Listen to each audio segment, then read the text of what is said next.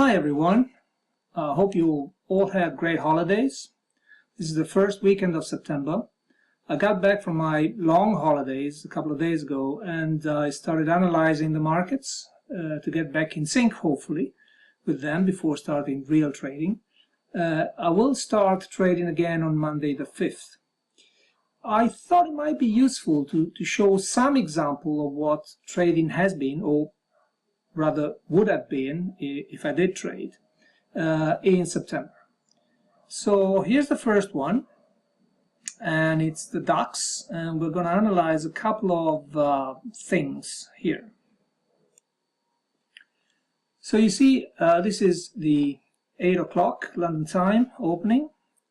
We don't trade the first bar, and we've seen many times this situation. First bar is an explosive one. You see the volume here. This is when the underlying cash market for the DAX 30 opens. Volatility is pretty high, and it's a good opportunity to make some money. The problem is that it's very volatile and it can go anywhere, so this is a reason why we don't trade the first bar. In the pre-market analysis, we see that well, the market has bounced a couple of times on a trend line, and up here there's a resistance line, which actually coincides with R1, one of the pivots. The market goes up, and we are stuck.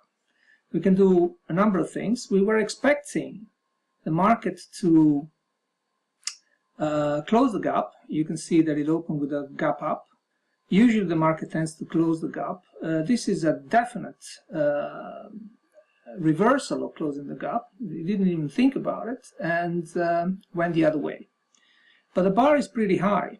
So you have a high here at 36, so you might enter a 39 or 40. Where do you put your stop? Well, it's difficult to say. The safest place would be 5.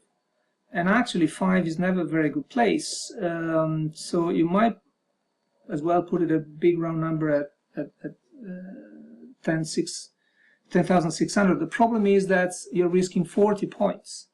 And to get what? Well, the market should try to reach this point. But this point is 50. So you basically have 10 points and you risk 40 to get it. First thing you can do is do nothing. So this is a big bar and you just give up. There's going to be some other options during the day. Second thing you can do is you scalp it. You risk 10 in order to get 10. But this is a very, very risky strategy. You can even risk 20 to get 10. But if the market fails to get here, and it goes back, well, you lose 20 points. Do you want to risk 40 to get 10? Up to you. Usually not a good idea. But let's assume that we are actually using the market, the system in a very mechanical way. If we do that, let's assume that we enter at 39, let's say 40, with a stop just around here at 5. So we're risking 35 points. Well, let's say 36, 37 points. Okay. There is a good chance that the market will reach this point. It is already reached this point in the past. There is a resistance here. There's another attraction, which is the R1, and it bounced twice on this line. What happens next is that we are triggered, we are in, and suddenly the worst happens. We're going out. If we were scalping 10 points to risk 10 points to get 10 points, we would have had stopped out for 10, even for 20. If you put the stop to the safest place, which would have been 3 or 4, you would still be in, and you have the first good news of the day, which is that actually the markets reversed completely on this big bar with a similar big bar, and it went up and it reversed basically on this moving average here. Now, you can have a second attempt to get up there, to reach up here. And the bulls didn't take it. And the bulls actually stopped it. So here there's yet another set of chances, options. One is, well, you enter the 40, the market is hovering here just below 20, just get out with 12, 15 points loss and see what happens. The second one is, well, let's just follow the moving average and give a little bit more berth. Maybe the latest support was here at about 13, so we want to put it at 10. So we're just skimming out a bit of the risk. The market bounces again on the moving average, so this is another very good sign, and another possibility to get out with a much lower loss. Bounces again, but it doesn't go up. And then there's a capitulation here. So now what you can do is you either keep the stop down here at 10, or you move it up here. This is 18, you might want to move it at 16. Actually, the market stops at about 18, and it goes up, and then eventually it goes up here. You go to 47. It doesn't reach the R1, it doesn't reach this level. And again, you have other options, and it depends very much on what kind of trader you are. If you have been suffering so much for the fear of loss here, you would have been really relieved to get break even or 1 or 2 points profits. You probably now see that the market hasn't gone up to this point, and so you just give up and put the stop as soon as you can to 40, and you would have been stopped out at break even. And you'd have been right, because the market then collapses. Some people actually can see on this some sort of strength, because you do have another trend line here. This moving average hasn't been touched, and this moving average has always acted so far as some sort of support.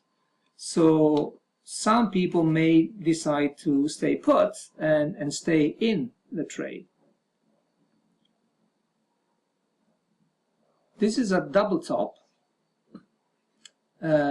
And again, I guess that most of the people at this point will try to get out, because really that's not a very good sign from the bulls' point of view. The bears actually repelled the third time this attempt to go up. There's a doji here. It's an important point.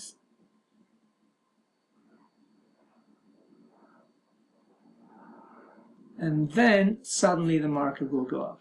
Now, if you went out here before, you could have decided that this is really a very important resistance, and you really want to get in once this resistance capitulates and it's really penetrated. And so you would have put an order to get in at 53, 54, 55, depending on your preferences. If not, most of the time you're too late for this big rally here. And consider that at 9:35 there was no news. It was just after the news on pound. That shouldn't really affect this market. If you did this, you entered, let's say, at 55, you would have almost got 20 points. Now, there are a number of reasons why there is this idea to get out here with some points. You probably would have get 10 or 15 points. This is something I don't do with this system actually, but I have another system, and it's too complicated to explain now. But I would have got out here at about 70 with 15 points profits, and kept the other one at break even, and I would have got out at break even here. The other interesting point of the DAX on the 1st of September was this bar here. We're in the afternoon. Notice that this is the 1 o'clock. You start trading again here. You could have had an entry here. I don't want to comment on that. Probably you would have had something like a break even here, especially after the market didn't go very far. But now you have this low here. And you have this big bar here. This is 1350 is 1450, so it's 250. Remember that you had a 3 o'clock news on American news, but it's quite relevant for the indices in general. So surprise, surprise, 10 minutes before big news, the market moves. There's nothing we can do about it. And we didn't have a signal, because the signal actually is just down here when this bar is closed.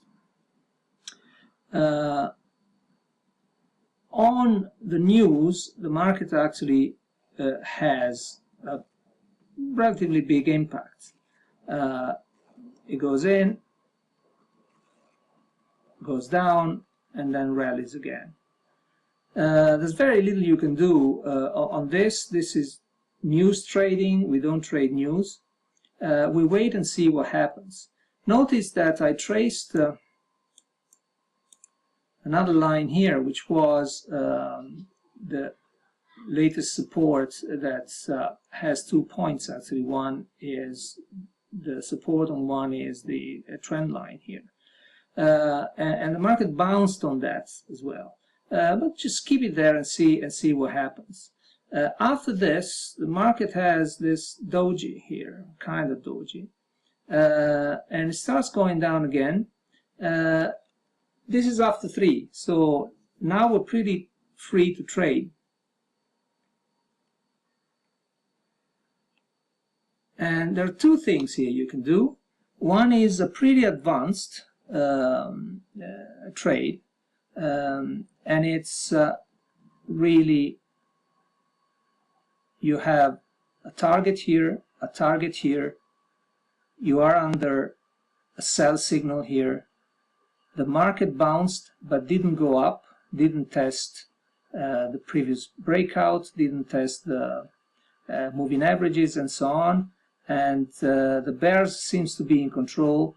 On an advanced level, you would have probably entered at something like 88 with a target at 75 and a stop at 107, 108. So that would be a 1-to-1 kind of things, and you could have got it. The other thing you could have done is, well, wait for this breakout, and even wait for this one. You could have entered at 65, for instance. It would have been less ideal, because actually you've already gone down quite a lot.